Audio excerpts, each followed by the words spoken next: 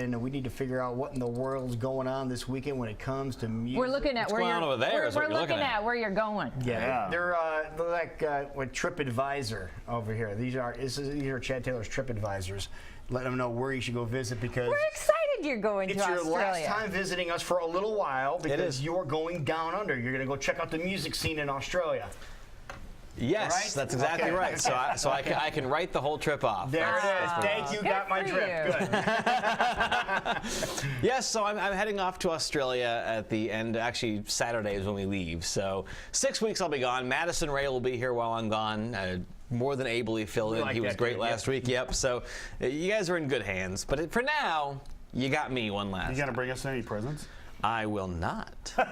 Bring Jason a little tiny kangaroo. You're gonna have kangaroo everything. They do have actually. They've got these little. I mean, I've got one because my wife brought me one. They've got these little koala bears that have like their clips in the back that go to their arms. So you squeeze them. Right over there, like the one over there. We have a couple. Yeah, go grab it real quick. Go, you grab it. Here, I'll put it on here in honor of you going. So we have red, so get us something other than red. Okay. So there you go. Okay. Well, you've got my gift. Sorry, that's all I got. All right, so let's talk about what's happening here, though. No one cares about Australia. Nobody cares. The Australians do. But the Australians do, but they're not watching. Yeah. So we're going to find out whether or not the toilets flush the opposite direction. Okay. We'll work on that. We will work on that. But first off, yesterday, the good folks over at Hinterland Music Festival announced their show dates for this coming year. So get your plans ready. August 5th and 6th is when that's going to be. Ticket prices haven't been announced. No line of information. They've just announced the dates. It's going to be back down at the Avenue of the Saints Amphitheater in St. Charles again. They already declared that. They're like, that worked out really well. It was a really, really great venue for them. It really worked out well. I mean, they're going to have to work out some kinks. Now they have a year to work on it. I think you'll probably see that the parking situation will be a little bit smoother, and that they probably have some more camping spaces available. Because those were the two problems that they had just on short notice, being able to figure out where everyone was going to sleep and everyone was going to park.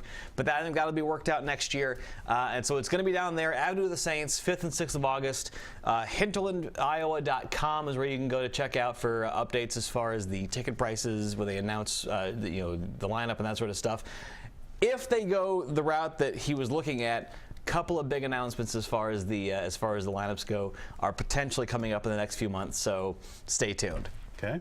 Cool. Moving forward, this past week, the Community Jazz Center, which has a Hall of Fame induction every year, announced her 2015 nomination. Janie Hooper joins the group. Great pianist and vocalist. She's been playing here in town. Pianist. Yes, she's been playing in town since the 70s.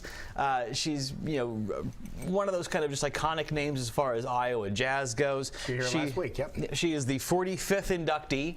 So congratulations to Janie. She plays at Carl's Place every Tuesday, so you can get down there and listen to her play. I didn't know that. Yep, so there you go.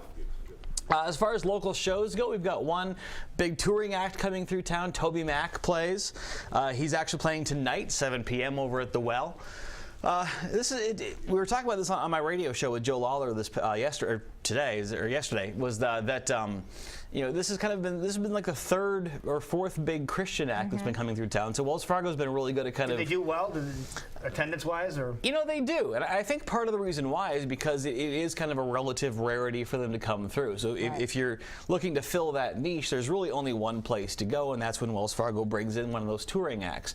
So this is really a nice chance to go. And the other nice thing about it is that they've done a good job of kind of diversifying who they're bringing in. So it's not all just like Christian rock or Christian whatever. So it's kind of a nice mix of stuff. So if you're looking for that kind of faith-based music, Toby Mac's a really great choice. He's been doing it for a long time. DC Talk was kind of the first Christian rap hip hop group going on. And then as he's gotten older now, his sound has kind of gone more into kind of like an R&B kind of a Justin Timberlake. Was he part of DC Talk? He was. Oh. He was the guy who wrote all the raps for DC Talk. So. Okay. So he went solo when they broke up in 2003, and ever since then now it's been more kind of an R&B based music. I've got a profile on him on this week's City View, so you can check that out. And the show is tonight. Tickets are still available over at the Wells Fargo website. They'll run you $25 to $75 depending on where you want to sit. So that's coming up tonight. Also, there's been this bit of a grassroots effort in the last few weeks now to try and see about doing something to revitalize or to save the Ingersoll Theater.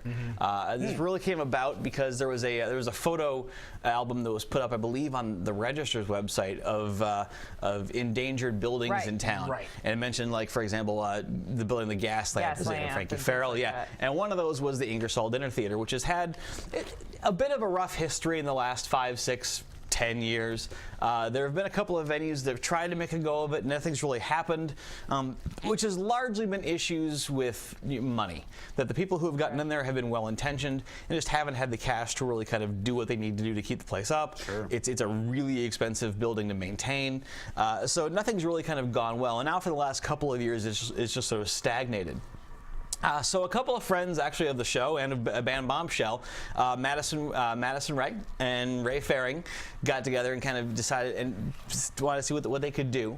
So they're actually having a meeting. What is it? It's October 27th, Tuesday, over at the Gravitate Annex of the Midland Building downtown. They're going to have kind of a bit of a social meeting to kind of sit down and kind of brainstorm some ideas as far as how they can approach the owner to maybe kind of get in there and do something to kind of keep the building alive. Things, what options for what the theater might be going forward from now.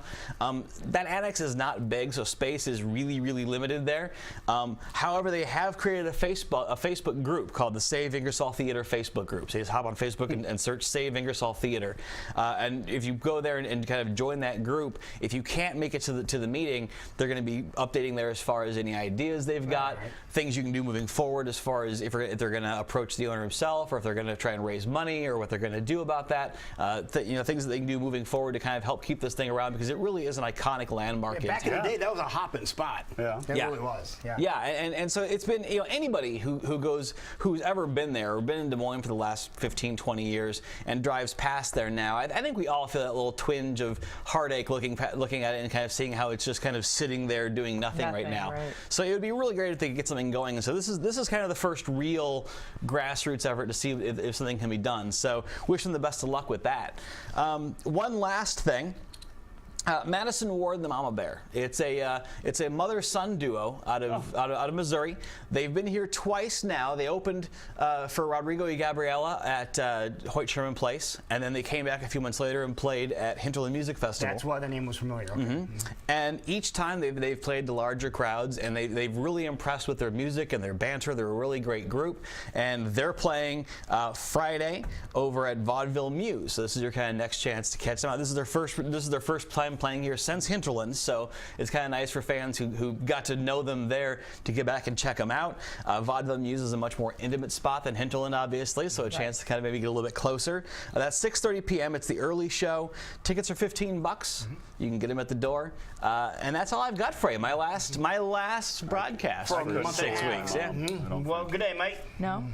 I've been. Thanks, guys. See you in a little while. Absolutely. Have fun down in Australia, man. Do my best. Have a safe trip. Stay in touch. And you just send us back some clips and stuff. Clips and more of those. You're going to have so many koalas. It's going to be nuts.